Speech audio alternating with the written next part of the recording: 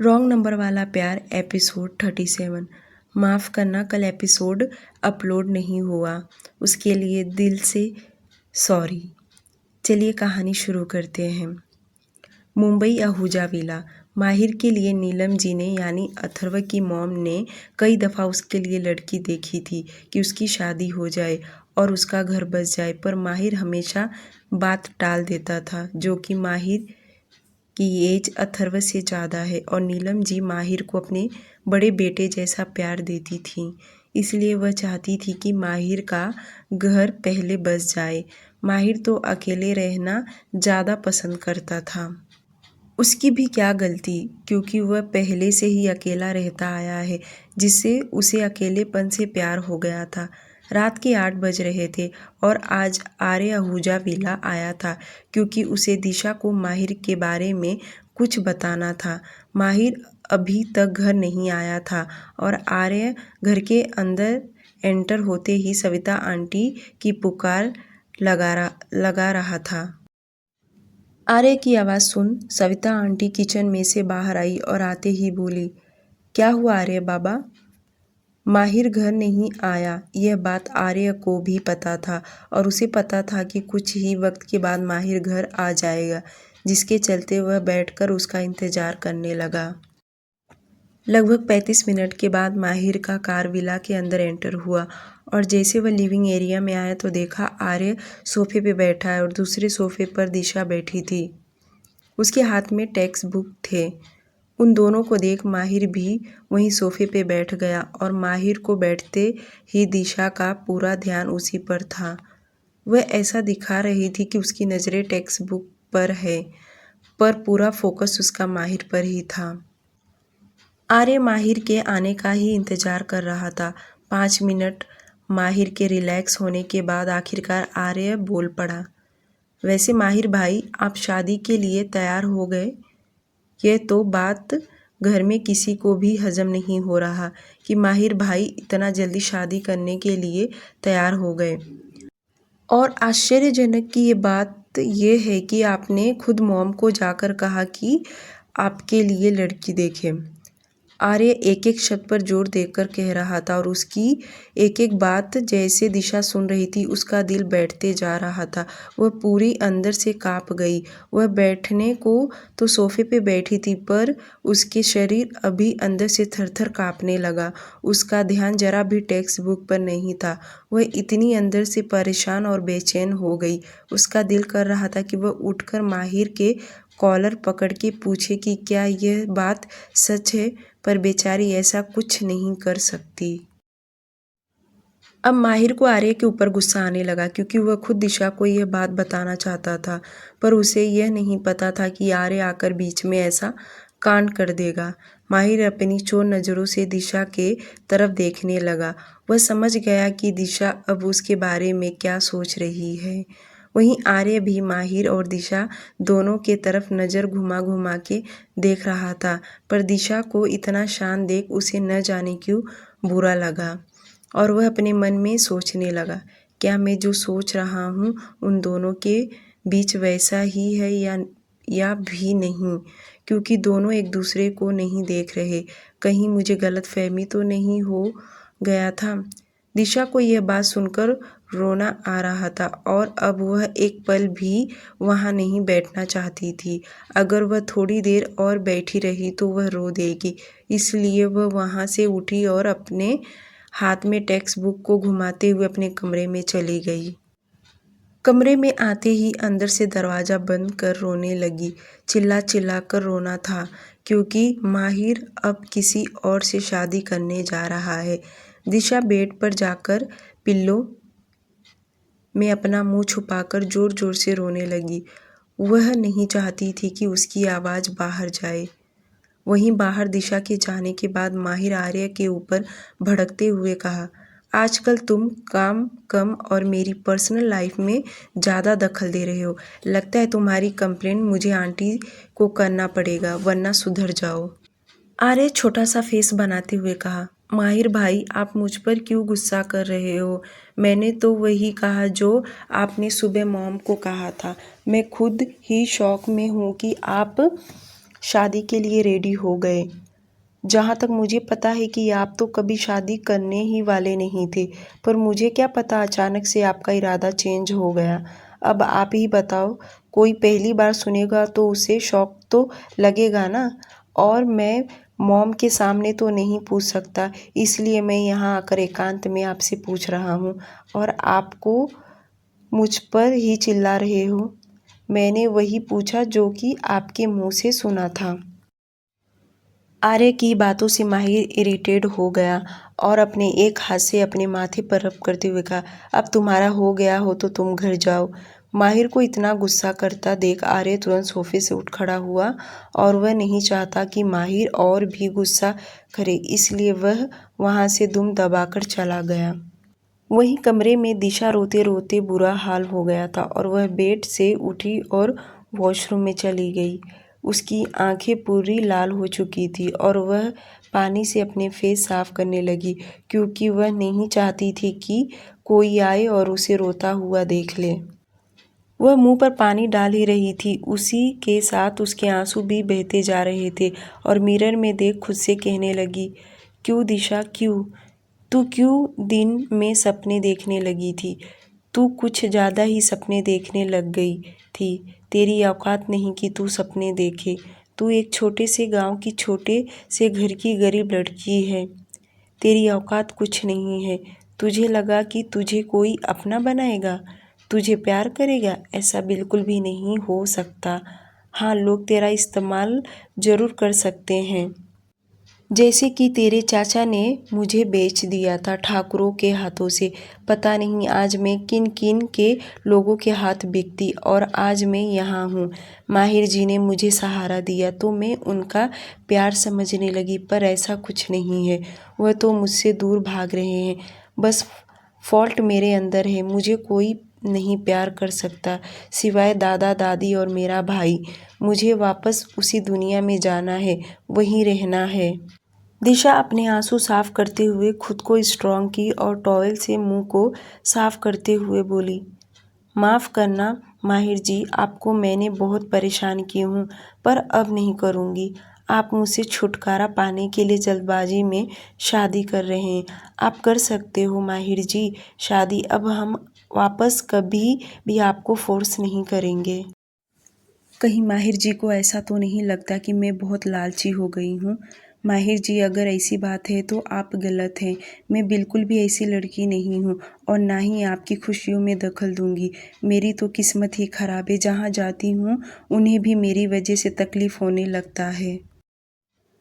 दिशा यही सब अपने आप को बोलकर समझा रही थी कि तभी दरवाज़ा खटखटाने की आवाज़ आया और दिशा जल्दी से टॉवेल से मुंह साफ करके वॉशरूम से बाहर निकली और दरवाज़ा खोली तो सविता आंटी उसके लिए खाना लेकर आई थी, क्योंकि माहिर ने सविता आंटी को कह दिया था कि उसका डिनर उसके कमरे में भेज दो।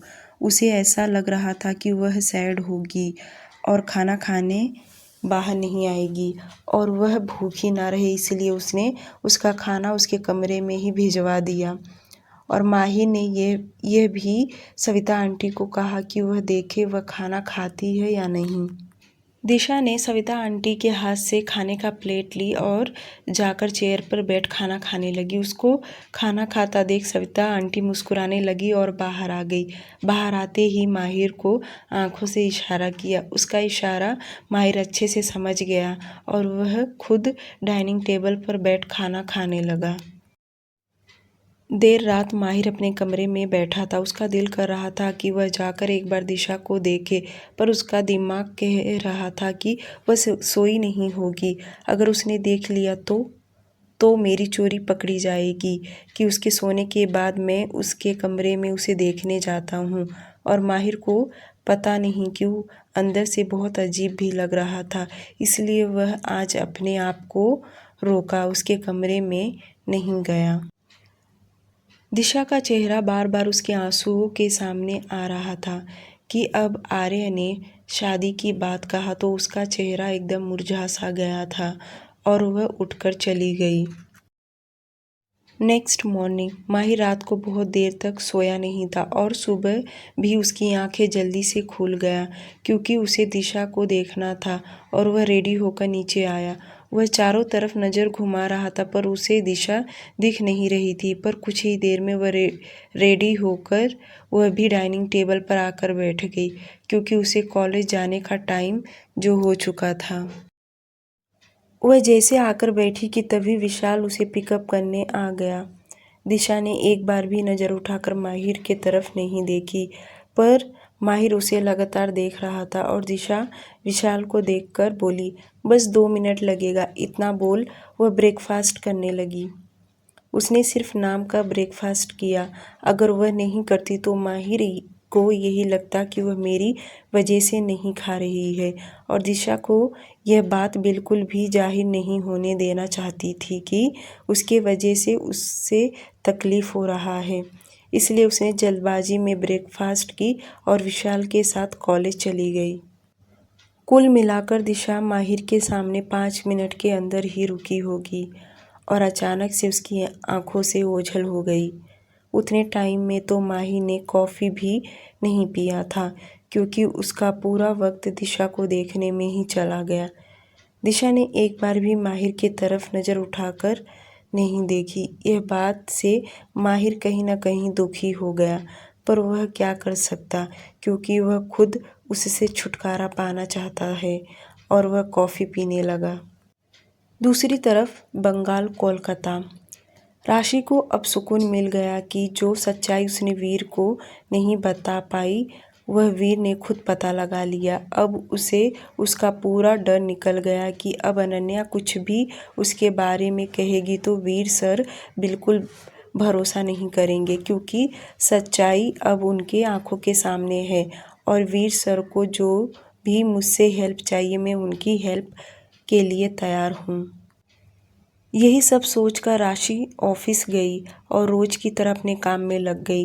वीर अभी तक ऑफिस नहीं आया था जिसके वजह से राशि को यही लग रहा था कि हो ना हो वीर सर ज़्यादा अपसेट होंगे क्योंकि यह उनकी लाइफ और फैमिली से जुड़ी हुई बात है और जब लोगों को पता चलेगा तो उनकी बहुत बदनामी हो सकती है। पर यह बात भी सही है कि वक्त रहते उन्हें पता चल गया। अगर शादी हो जाता तो पता नहीं सर के लाइफ में कितना तूफान आ गया होता और न जाने कितनों की जिंदगियां खराब हो जाती। दोपहर के वक्त में अनन्या ऑफिस आई और हमेशा की तरह वह आज भी राशि को लेकर कैंटीन में चली गई। अनन्या पहले वीर के कैबिन में गई पर उसे मोहित से पता चला कि आज वीर अभी तक ऑफिस नहीं आया है। अनन्या बहुत चालाक थी। अपने से जुड़ी हुई कोई भी बात वह फ़ोन पर नहीं किया करती क्योंकि वह कोई भी सबूत नहीं छोड़ना चाहती थी कि आगे चलकर उसे कोई तकलीफ़ हो और वह राशि को बहुत हल्के में लेती थी। उसे तो यही लगता था कि कल को राशि किसी को बोलेगी भी तो वह उसके बारे में कुछ भी गलत अफवाहें फैलाकर उसे इस कंपनी से निकलवा सकती है।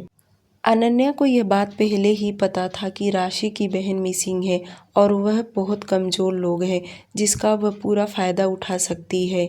इसलिए तो उसने जानबूझकर राशि से हेल्प मांगी।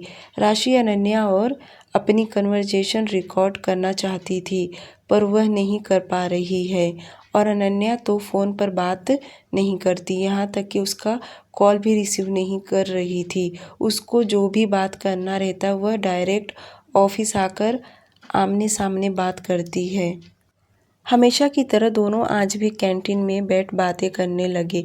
राशि ने एकदम नॉर्मल दिखाई जैसे वह हमेशा उसके साथ रहा करती थी क्योंकि वह नहीं चाहती कि बातों ही बातों में या किसी प्रकार से अनन्या को उस पर शक हो जाए और वह सतर्क हो जाए। इसलिए राशि भी चालाक हो गई थी और वह अनन्या के बोलने का ही इंतज़ार कर रही थी क्योंकि अगर वह खुद बोलती तो कहीं न कहीं अनन्या उस पर शक करती। कैंटीन वाले ने उन दोनों को कॉफ़ी लाकर दिया और जब वह चला गया तो अनन्या कॉफ़ी का एक सिप ले राशि के तरफ देखते हुए बोली, तो बताओ कौन से दिन को इस काम का अंजाम दे। अनन्या के मुंह से अनजान शब्द सुन राशि को अंदर से बहुत बुरा लग रहा था और उसे सबसे ज़्यादा बुरा वीर के लिए लग रहा था कि वह निर्दोष है। अगर अनन्या मैडम को उन्हें छोड़ना ही है तो साफ साफ मना कर सकती हैं, उन्हें फंसाने की क्या ज़रूरत है। राशि अपने मन में यही सब सोचने लगी कि अनन्या उतने में उसके सामने चुटकी बजाते हुए बोली, हेलो, मैं तुमसे बात कर रही हूँ, तुम कहाँ खो गई। अनन्या की आवाज़ सुन राशि अपने सेंस में आई और उसे देखते हुए बोली, नहीं, मैं खोई नहीं हूँ, मैं बस डेट सोच रही थी, कौन से डेट को इस काम का अंजाम देना चाहिए ताकि उस दिन मेरे पापा बिजी रहें, क्योंकि मैं नहीं चाहती हूँ या यहाँ की कोई भी बात घर तक जाए और मेरे घर वालों को पता चले। जैसे कि आप नहीं चाहती हैं किसी को पता चले, वैसे मैं भी नहीं चाहती हूँ कि यह बात किसी और को पता चले। आप भी खुश और मैं भी खुश। राशि की बातें सुन अनन्या मुस्कुरा दी और बोली, यह बात तो सही कह रही हो, तुम्हारी भी मजबूरी है, मेरी भी मजबूरी है। मजबूरी शब्द सुन राशि का दिल कर रहा था कि वह एक थप्पड़ अनन्या के मुंह पर लगा दे। ऐसी कौन सी मजबूरी है। और वह अपने मन में खुद से कहने लगी, मेरी ऐसी भी मजबूरी नहीं जो मैं किसी और को बदनाम करूं। पता नहीं यह अमीर लोग एक दूसरे के जान के दुश्मन क्यों बन जाते हैं। अनन्या राशि के साथ बातें भी कर रही थी और साथ ही साथ में अपने मोबाइल पर चैटिंग भी कर रही थी और अचानक से उसके होठों पर स्माइल आ गया। उसके पूरे हाव भाव को राशि नोटिस कर रही थी। राशि को भी समझ गया कि अनन्या मैडम चैटिंग पे किसी के साथ बातें कर रही है।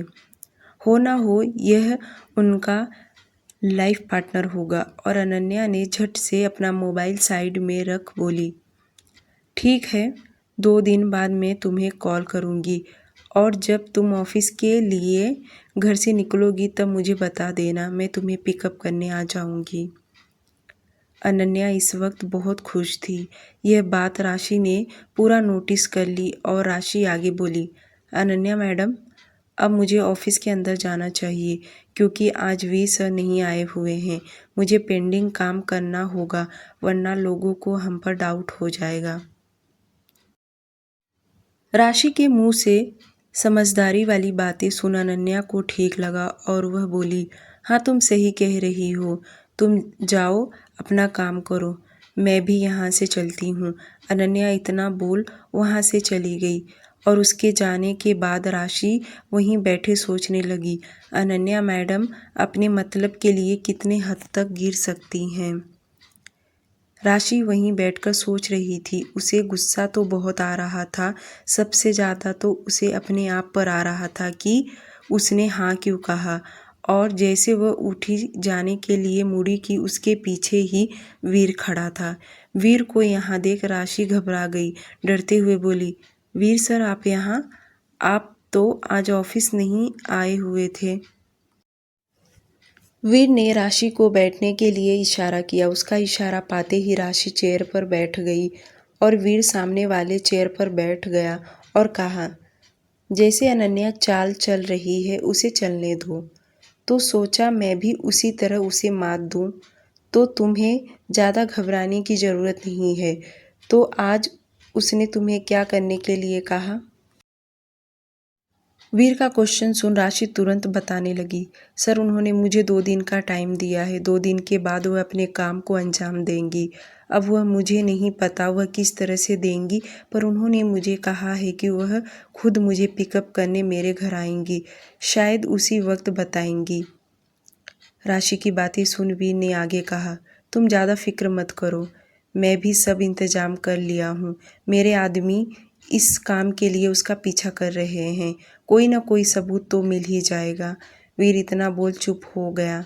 उसको इस तरह से देख राशि को बहुत बुरा लग रहा था और वह नर्वस होकर बोली, वीर सर, सॉरी, मुझे पता नहीं, बहुत अंदर से शर्मिंदगी महसूस हो रहा है कि इन सब काम के लिए मैं मैडम की मदद कर रही हूँ। उसकी बातें सुन वीर हल्का मुस्कुरा दिया और कहा, तुम्हें सॉरी कहने की कोई ज़रूरत नहीं है। यह तो अच्छी बात है कि उसने तुम्हें चुना और तुम्हें इतनी काबिलियत है कि तुमने मुझे सच्चाई बताना चाहा। अगर तुम्हारी जगह कोई और होता, अगर वह नहीं बताती तो शायद आज हमारी इज्जत और कंपनी की रेपुटेशन मिट्टी में मिल जाता। तो तुम अपने आप को ब्लेम मत करो। वीर के मुंह से अपनी तारीफ सुन राशि को एक राहत सुकून मिला कि उसके वीर सर उस पर ब्लेम नहीं कर रहे बल्कि उसे अच्छा मानने लगे हैं। यह तो उसके लिए बहुत अच्छी बात है। वीर ने राशि से कहा, तुम जाके अपना काम करो। उसका ऑर्डर पाते ही वहाँ से चली गई। वीर वहीं अकेला बैठा था। उसने किसी को कॉल किया और कहा, काम सब रेडी है ना? मोहित को अपने पास बुलाया और उसे अपने मोबाइल में दिखाते हुए कहा, हमें जितना भी प्रूफ मिले हैं सब संभाल के रखो। Mumbai, the group of Adani. माहिर अपने कैबिन में बैठा था तो वहीं आर्य अपने कैबिन में, आनंद जी अपने कैबिन में। सभी लोग काम में व्यस्त थे कि आर्य को अभी भी दिशा और माहिर पर डाउट था। कहीं ना कहीं वे दोनों एक दूसरे को पसंद करते हैं, पर यह दोनों शो नहीं कर रहे क्योंकि इनका जो भी कुछ है किसी के सामने ना आ जाए। आर्य दिशा के साथ दोस्ती करना चाहता था कि वह दोस्ती करेगा तो कभी न कभी दिशा अपनी दिल की बात बताएगी क्योंकि माहिर तो कभी उसे कुछ बताने वाला है नहीं। ये सब सोच आर्य अपने कैबिन से बाहर निकला और माहिर के कैबिन में गया। आर्य डायरेक्ट उसके कैबिन में जाकर सामने वाली सीट पर बैठ गया। उसको इतना रिलैक्स बैठता देख माहिर उसे सवालिया नज़रों से देखने लगा। आर्य अपनी बत्तीसी दिखाते हुए कहा, माहिर भाई मैं घर जाना चाहता हूँ। वैसे जो भी काम थे, जो फाइल चेक करना, वह सब मैंने चेक कर लिया हूँ। अभी मेरे पास फ्री टाइम है तो मैं सोच रहा हूँ घर चला जाता हूँ। उसकी बातें सुन माहिर वापस फाइल में देखने लगा और जवाब दिया, सब ठीक तो है? आंटी ठीक है? आर्य अब मुस्कुराते हुए कहा, मैं अपने घर नहीं जाना चाहता हूँ, मैं आपके घर जाना चाहता हूँ। एक्चुअली मुझे दिशा से मिलना है। दिशा का नाम सुनते ही माहिर जो फाइल में देख रहा था वह तुरंत नज़र उठाकर घूरते हुए आर्य को देखने लगा। आर्य का आजकल बार बार उसके घर आना, दिशा से मिलना उसे कहीं न कहीं अच्छा नहीं लग रहा था। उसे अंदर से बुरा तो बहुत लग रहा था पर वह अपने आप को नॉर्मल दिखाते हुए कहा, तुम काम धाम छोड़कर उससे मिलने जाओगे? क्या चल क्या रहा है तुम्हारे दिमाग में, मुझे समझाओगे? आर्य समझ गया कि माहिर को गुस्सा आ रहा है, इसलिए वह भी थोड़ा सीरियस होते हुए कहा, कम डाउन माहिर भाई, कम डाउन। आप तो ऐसे गुस्सा कर रहे हो जैसे कि मैं उससे शादी करने जा रहा हूँ। आर्य के मुंह से बकवास बातें सुन माहिर को गुस्सा आने लगा। वह अपने आप को बहुत ही शांत और नॉर्मल रखना चाह रहा था। आर्य अपनी बातें जारी रखा, वह कॉलेज में है और मैं भी अभी रिसेंटली कॉलेज कंप्लीट किया हूँ तो मैं सिर्फ उसकी हेल्प करना चाहता हूँ, बाकी कुछ नहीं। आप तो कुछ अलग ही डाउट कर रहे हो। अगर आर्य की जगह कोई और होता तो शायद माहिर उसका हुलिया बदल देता, पर यह तो उसका छोटा भाई है जिसके चलते वह कुछ नहीं कर सकता और उसकी बकवास बातें को भी वह बर्दाश्त कर रहा था। पर जो भी हो, माहिर आर्य को रोकते हुए कहा, तुम मेरे घर नहीं जाओगे और उस लड़की से तुम्हें दोस्ती करने की कोई ज़रूरत नहीं है। यह मैं तुम्हें आखिरी चेतावनी दे रहा हूँ। अगर तुम अपनी हरकतों से बाज नहीं आए तो मैं तुम्हें अच्छे से समझाऊंगा।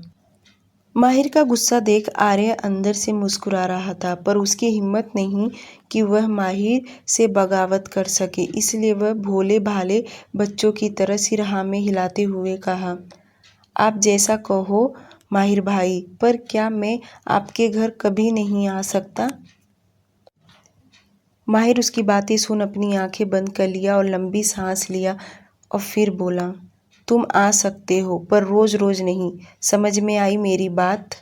चलो जाओ, काम पर ध्यान दो, बजाय फालतू चीज़ों पे जो दे रहे हो।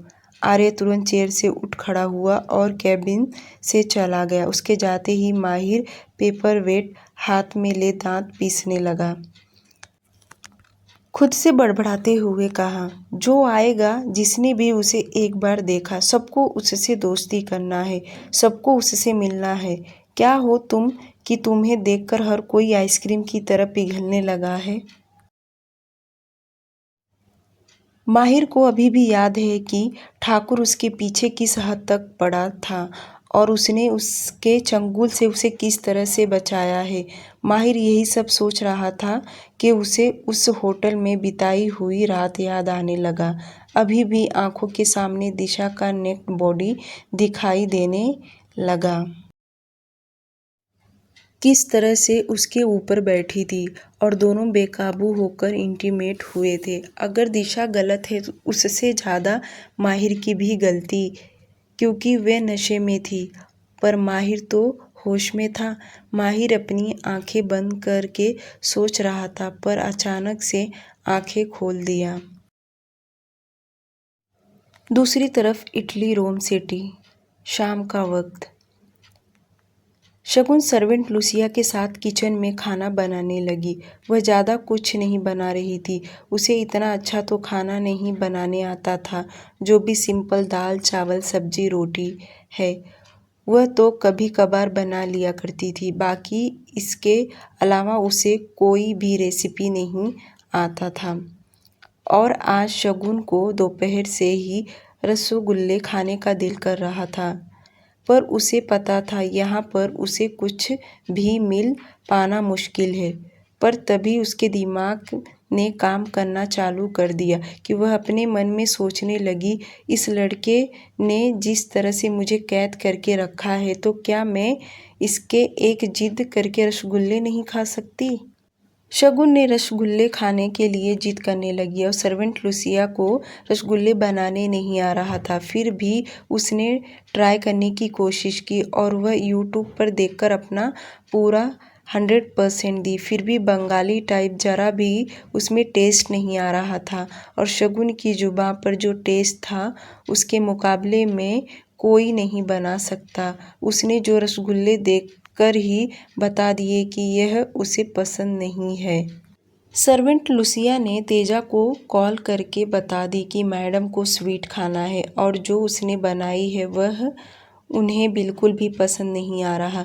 सर्वेंट लुसिया की बातें सुनते ही तेजा अथर्व के कैबिन में गया। सर्वेंट लुसिया ने जो अभी उसे बताई वे जाकर उसने अथर्व को डिटेल्स में बताया। अथर्व ने तुरंत लैपटॉप ऑन किया और घर का व्यू देखने लगा, जहाँ पर शगुन मुंह फुलाए लिविंग एरिया में बैठी थी और सर्वेंट लुसिया किचन में रसगुल्ले को देख रही थी। उसमें उसकी भी कोई गलती नहीं थी, क्योंकि उसने तो अपना पूरा 100% दी, पर जो टेस्ट बंगाली मिठाई में है वह उसके हाथों में नहीं था।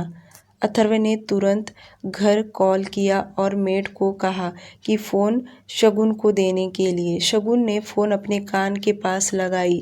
इधर अथर्व कैबिन में बैठे उसी को देख रहा था। अथर्व ने बहुत ही शांत आवाज़ में बोला, क्या खाना है तुम्हें?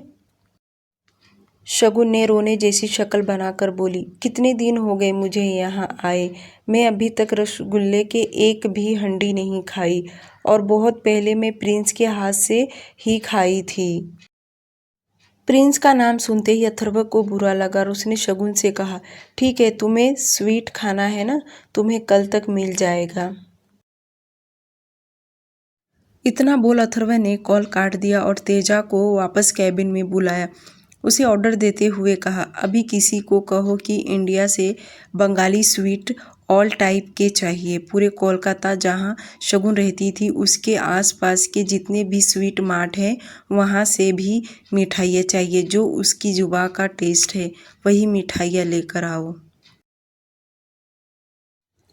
अथर्व का ऑर्डर पाते ही तेजा हाँ में आंसर दिया। अथर्व ने वापस कहा, उन्हें कहो मुझे कल सुबह तक चाहिए।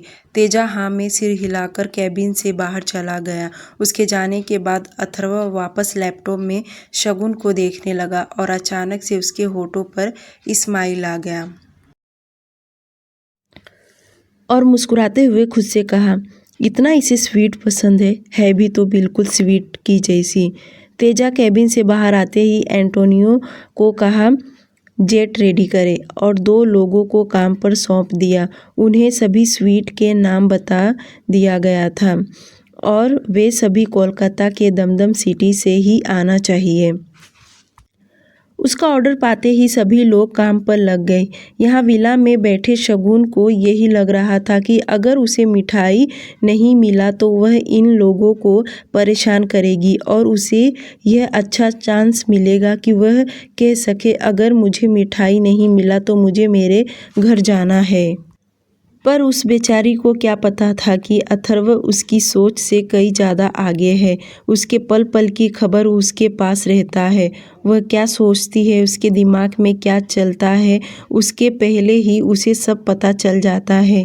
यह तो एक मिठाई की बात है और अथर्व ना उसे ला कर दे तो उसके प्यार करने का मतलब ही क्या।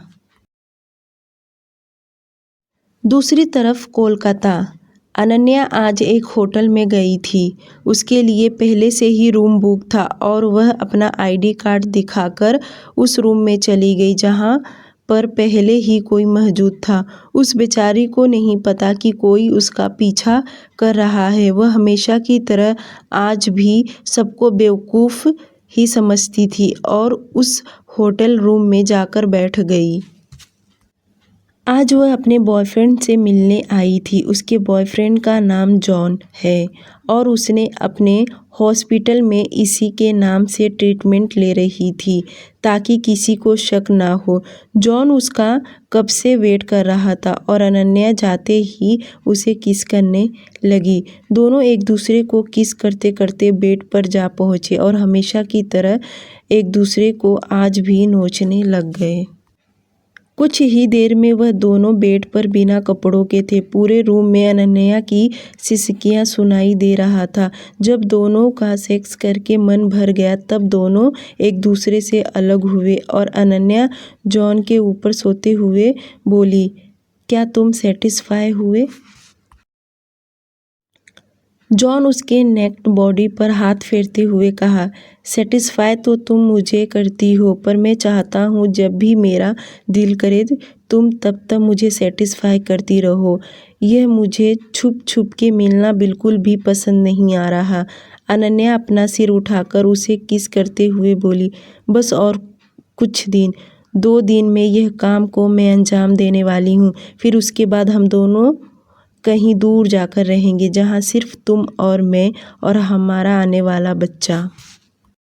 जॉन आगे बोला, पर मुझे तुम्हें वीर के साथ देखकर जरा भी अच्छा नहीं लगता और तुम्हारा तो उसके साथ एंगेजमेंट हो गया है जिससे मुझे और भी ज़्यादा जलन होने लगा। दिल तो करता है कभी उसे ख़त्म कर दूँ।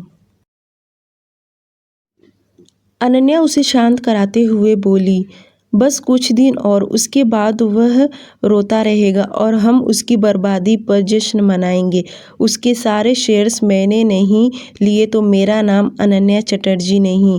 उसे तो मैं बर्बाद करने पर तुली हूँ।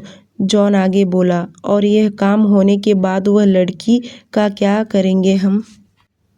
उसकी बातें सुन अनन्या मुस्कुराई और बोली, तुम उसकी फिक्र बिल्कुल भी मत करो। वह बहुत ही गरीब घर की है। उसका तो मुंह बंद करने के लिए मुझे वक्त भी नहीं लगेगा। अगर उसने कोई भी चालाकी दिखाई तो उसे कैसे ठिकाने लगाना है ये सब मैंने पहले से ही सोच ली हूँ। वे दोनों इसी टॉपिक पर कुछ देर तक डिस्कस किया। उसके बाद जॉन आगे बोला, तुम्हें वीर पसंद तो नहीं है ना? अनन्या बुरा सा फेस बनाते हुए बोली, उसमें मुझे कोई भी क्वालिटीज़ नहीं दिखता है। जिस तरह से तुम मुझे खुश करते हो मुझे नहीं लगता वह किसी लड़की को खुश कर पाएगा। बहुत ही बोरिंग टाइप का है। उसे तो लड़कियों से ठीक तरह से बात भी करने नहीं आता, सिर्फ और सिर्फ काम। और इतना बोरिंग है कि घर के बुजुर्ग लोगों का भी बात सुनता है। ऐसे लोग तो मुझे बिल्कुल भी पसंद नहीं, जो खुद का डिसीजन ना ले। उसकी बातें सुन जॉन आगे बोला, और मैं कैसा हूँ? वे दोनों इस वक्त नेक्ड थे और दोनों का हाथ एक दूसरे के शरीर पर फेरे जा रहे थे।